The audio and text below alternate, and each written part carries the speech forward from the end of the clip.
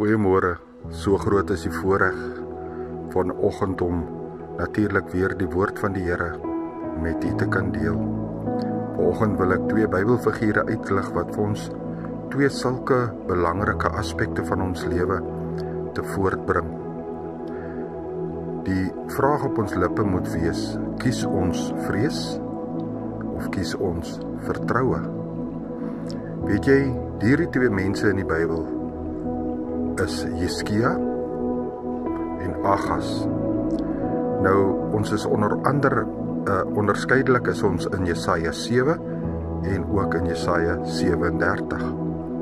Weet jy, Jeskia, toe die magte teen hom opstaan, kies hy om die hulp van Asiria in te roep.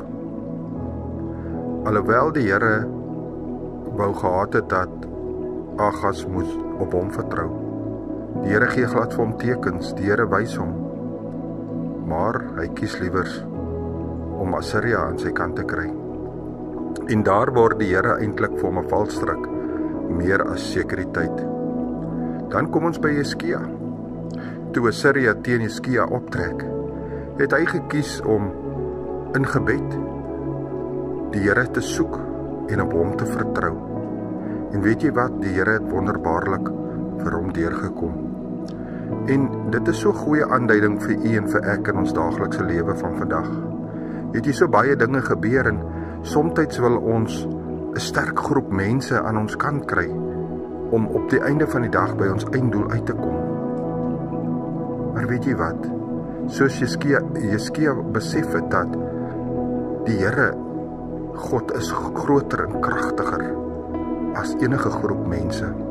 Want op die ou einde van die dag is dit net die Here wat jou waarlik uit 'n situasie kan kry. En daarom moet ons besef dat in die geval van vrees, as ons kyk na die woord vrees, dan impliseer dit eintlik ons vertroue op onsself. Op die feit dat ons dit self kan bemagtig. Maar vertroue is wanneer ons sonder enige logika 100% vertrou op die Here se krag en die Here se mag.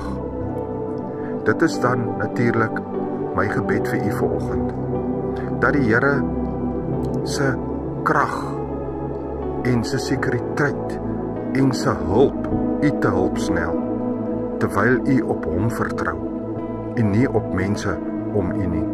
Weet jy, die Here is so kragtig. 1 Johannes 4 vers 4 sê, groter is hy wat in jou is as hy van die wêreld. So die grootste wat ons in ons kan hê, is ons Here. En kom ons vertrou vandag op ons Here vir alles wat dalk hierdie dag mag behels. Vertrou ons 100% op die Here. Dalk is daar voel u is in 'n baie moeilike situasie gedompel vanoggend. Ek weet nie wat dit is nie, maar ek weet die Here kan dit uitsorteer.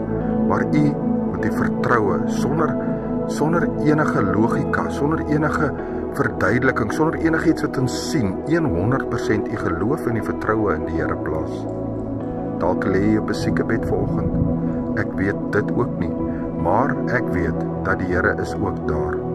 Dalk is daar 'n persoon in u lewe wat soveel moeilikheid veroorsaak en dit so moeilik maak vir u. Weet jy, spreek hom vry en vertrou op die Here om jou te bewaak en jou te beskerm. Ek is Pastoor Gary, brood en water bediening en 5 minute woord. Ek groet jou in die lieflike naam van Jesus.